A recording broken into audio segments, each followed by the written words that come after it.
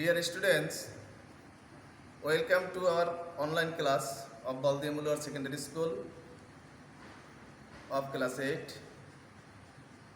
I am Mir Kumar Roy, head teacher of Baldia Muller Secondary School, Banaripada, Borishal. Hope you are all well. I am also well. Now I am going to discuss with you about tense. Be attentive and listen to my teaching with attentively. Dear students, আমরা আজকে তোমাদের tense নিয়ে আলোচনা করব, তো তোমরা মনোযোগ দিয়ে শোনো এবং বোঝার চেষ্টা করো। দ্য টেন্স ক্রিয়ার কাল। তো প্রথমে আমাদের জানতে হবে টেন্স কাকে বলে।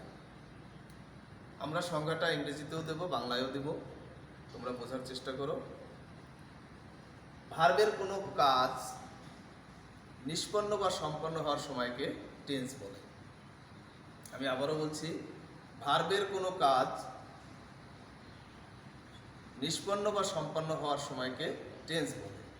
যদি ইংরেজিতে আমরা সংজ্ঞাটা দেওয়ার চেষ্টা করি তাহলে হবে এরকম, দেখো, the time of accomplishing any action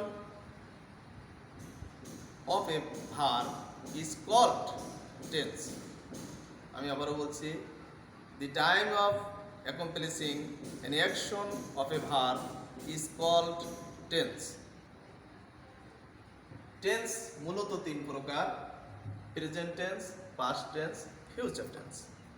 টেন্সকে বা ক্রিয়ার কালকে মূলত তিন ভাগে ভাগ করা যায়: প্রেজেন্ট টেন্স বর্তমানকাল, পাস্ট টেন্স অতীতকাল, ফিউচার টেন্স ভবিষ্যৎকাল।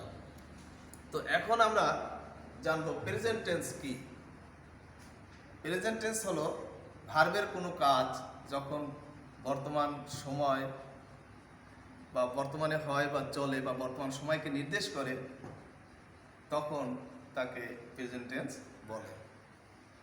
ভার্বের কোনো কাজ বর্তমান সময়কে যদি নির্দেশ করে অথবা কোনো কাজ যদি বর্তমানে হয় বা চলে, তখন সেটাই হলো প্রেজেন্ট টেন্স। যেমন আই গো টু স্কুল, আমি স্কুলে যাই। এই কাজটি, এই কথাটা দ্বারা বোঝায় আমি স্কুলে যাই মানে এখন যাই।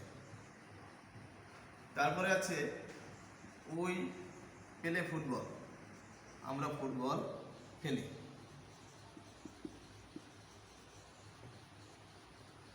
ইউ ডু দ্য ওয়ার্ক, তুমি কাজটি করো। You do the work, you do the work. আমি এখানে তিনটি সেন্টেন্স লিখছি। প্রথম লিখেছি আই গো টু স্কুল, আমি স্কুলে যাই। উই প্লে ফুটবল, আমরা ফুটবল খেলি। ইউ ডু দ্য ওয়ার্ক, তুমি কাজটি করো। এখানে দেখা যায় প্রত্যেকটা কিন্তু ভার্বের কাজ বর্তমানে হয় বা চলে, এটা বুঝাইছে। অর্থাৎ এ জাতীয় যখন বুঝাবে তখন সেটাকে প্রেজেন্ট ইনডেফিনিট টেন্স বলে। এবারে আমরা দেখব পাস্ট টেন্স। পাস্ট টেন্স হলো কি? ভার্বের কোনো কাজ যখন অতীত সময়কে নির্দেশ করে। যদি ইংরেজিতে বলি তাহলে বলা যায় the past tense describes an action in the past time. অর্থাৎ ভার্বের কোনো কাজ যখন অতীত সময়কে নির্দেশ করে তখন সেটিকে পাস্ট টেন্স বলে। যদি আমরা উদাহরণ দেই তাহলে কি লিখতে পারি? I went to school, went to school, আমি স্কুলে গিয়েছিলাম। We saw him, আমরা তাকে দেখলাম। You took tea, তুমি চা পান করেছিলে। প্রিয় শিক্ষার্থীবৃন্দ, একটু খেয়াল করো, এখানে প্রথমে আছে সাবজেক্ট, তারপরে হলো ভার্ব, পরে হলো অবজেক্ট। এখানে যে ভার্বগুলো আমরা ব্যবহার করছি সেটি দেখো, প্রত্যেকটা ভার্বের পাস্ট ফর্ম আমরা ব্যবহার করছি। অর্থাৎ গো ভার্বের পাস্ট ফর্ম ওয়েন্ট, সি ভার্বের পাস্ট ফর্ম স, টেক ভার্বের পাস্ট ফর্ম টুক। তো এখানে দেখা যায় যে প্রত্যেকটি সেন্টেন্স দ্বারা অতীতকালে কোনো কাজ সম্পন্ন হয়েছিল বা ঘটেছিল সেটি বুঝিয়েছে। এবারে আমরা যাব ফিউচার টেন্স। ফিউচার টেন্স বা ভবিষ্যৎকাল। ভার্বের কোনো কাজ যখন ভবিষ্যৎ সময়কে নির্দেশ করে বা কোনো কাজ যখন ভবিষ্যতে হবে বা ঘটবে এরকম যদি বোঝায় তখন সেটি ফিউচার টেন্স হয়। যদি ইংরেজিতে আমরা বলি future tense describes an action in the future time, অর্থাৎ ভবিষ্যতে কোনো কাজ যখন ঘটবে বা হবে তখন বা চলবে তখন সেটিকে আমরা ফিউচার টেন্স বা ভবিষ্যৎকাল বলবো। যেমন উদাহরণ হিসেবে যদি আমরা বলি, যেমন আই শ্যাল গো, আমি যাব, আই শ্যাল গো, আমি যাব, আমি যাইনি এখনো, আমি যাব, ভবিষ্যতের সময় বোঝাচ্ছে। 2, you will buy a book, you will buy a book, তুমি একটি বই ক্রয় করবে, তুমি এখনো কেননি বইটি বা ক্রয় করনি, বইটি ক্রয় করবে, ভবিষ্যতে বুঝাইছে।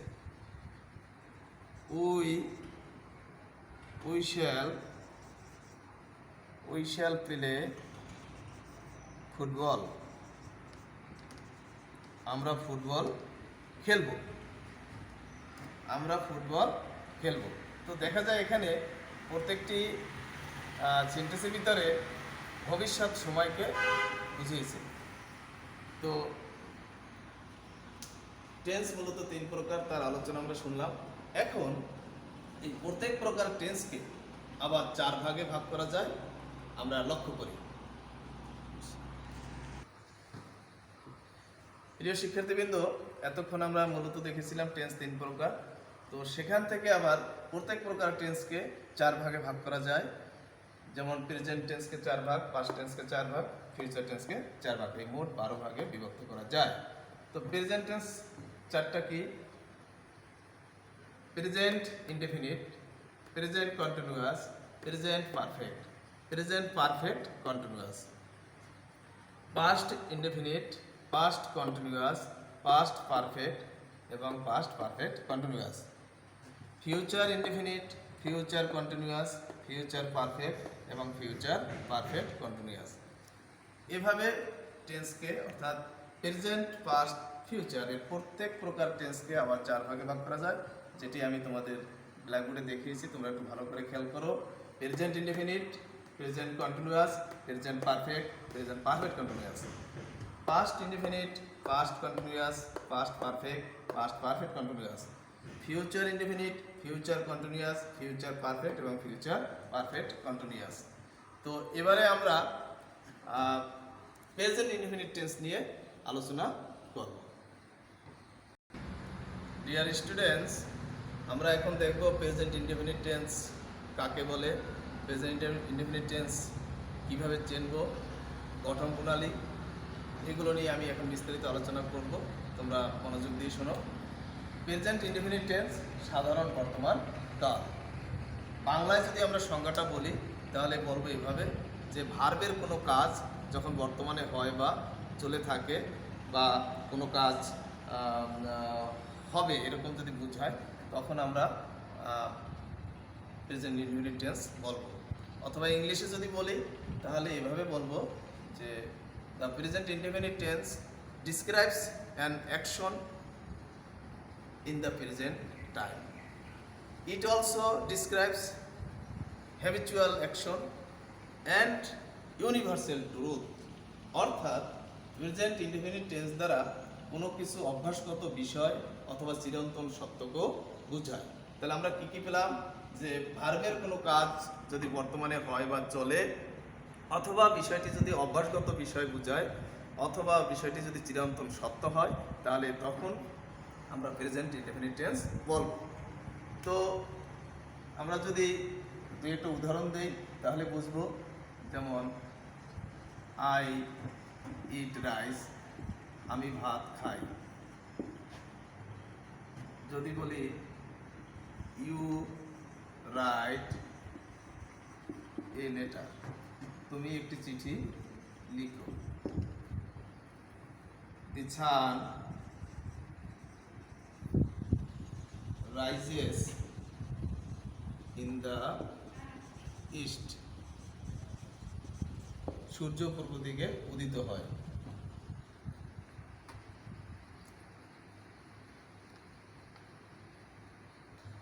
ডিয়ার স্টুডেন্টস, যে কথা বলেছিলাম যে আমি অভ্যাসগত এবং চিরন্তন সত্য বোঝাতে দুটি শব্দ ব্যবহার করেছিলাম। তোমরা একটু খেয়াল করো, এখানে অভ্যাসগত আমরা নিচে দিচ্ছি আর চিরন্তন সত্যটা উপরে দিয়েছি। দেখো, অভ্যাসগত সত্য।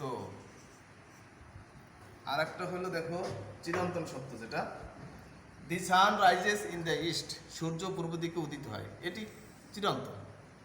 আর I go to bed at 10 o'clock every day, আমি প্রতিদিন 10টায় ঘুমাতে যাই।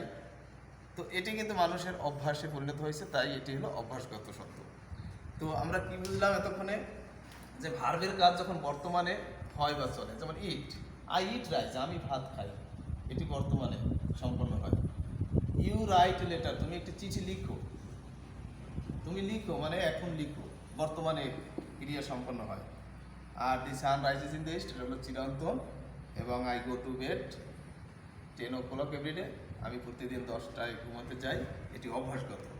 তো এভাবে সাধারণভাবে কোনো কিছু হয় বা ঘটে বর্তমানে কোনো কিছু হয় বা চলে, এরকম বোঝাতে পারে, চিরন্তন সত্য বোঝাতে পারে বা অভ্যাসগত সত্য বোঝাতে পারে। এভাবে যখন বুঝবো তখন আমরা সেটাকে প্রেজেন্ট ইনডেফিনিট টেন্স বলবো। এবার একটু খেয়াল করবো আমরা কিভাবে এটি চিনব। তোমরা প্রিয় শিক্ষার্থীবৃন্দ মনে রাখবে, বাংলা ক্রিয়াপদের শেষে কর, করে, করেন, করিস, পর, পরে, পড়েন, পড়িস, খা, খাও, খান, পড়ি, পড়েন, পড়িস, এভাবে আমরা বাংলা ক্রিয়াপদের শেষে বিভিন্ন রূপ যদি দেখি তখন বুঝবো এটি প্রেজেন্ট ইনডেফিনিট টেন্স। এবার একটু দেখবো প্রেজেন্ট ইনডেফিনিট টেন্সটি আমরা কিভাবে গঠন করব বা স্ট্রাকচার, গঠন প্রণালীটা কি। স্ট্রাকচার বাংলায় বলে গঠন প্রণালী। আমরা কিভাবে সেন্টেন্সটি গঠন করব।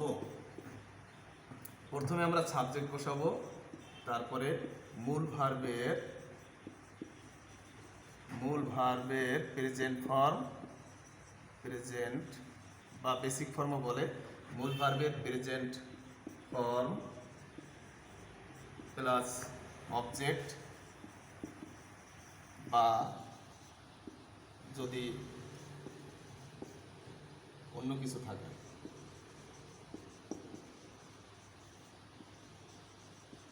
যেটাকে বলে এক্সটেনশন। তো কি পেলাম, সাবজেক্ট প্লাস মূল ভার্বের প্রেজেন্ট ফর্ম প্লাস অবজেক্ট। যদি আমি একটি সেন্টেন্স দ্বারা বুঝাই তাহলে আমরা কি বলবো, যে উই ক্যাচ ফিশ, আমরা মাছ ধরি। উই হলো সাবজেক্ট, ক্যাচ হলো ভার্ব, ফিশ হলো অবজেক্ট। তাহলে কি পেলাম, একটি প্রেজেন্ট ইনডেফিনিট টেন্স গঠন করতে হলে প্রথমে আমরা সাবজেক্ট বসাবো, তারপরে আমরা মূল ভার্বের প্রেজেন্ট ফর্ম বসাবো, তারপরে আমরা অবজেক্ট বসাবো। তো আজকে এই পর্যন্ত আমরা বাসায় ভালোভাবে দেখব এবং টেন্স কাকে বলে, টেন্স কত প্রকার, প্রত্যেক প্রকারের আবার যে 4টি করে প্রকার আছে বা শ্রেণী বিভাগ আছে সেগুলো শিখব। প্রেজেন্ট ইনডেফিনিট টেন্স কাকে বলে উদাহরণ সহ শিখব, চেনার উপায় দেখব এবং তার গঠন প্রণালী আমরা শিখব। তো আজকে আমার এই অনলাইন ক্লাসে তোমাদের আন্তরিক ধন্যবাদ। তোমরা বাড়িতে নিরাপদে থাকো, সুস্থ থাকো এবং বাইরে বের হলে মাস্ক ব্যবহার করো এবং বারবার সাবান বা হ্যান্ড ওয়াশ দিয়ে হাত ধৌত করবে। ধন্যবাদ সবাই।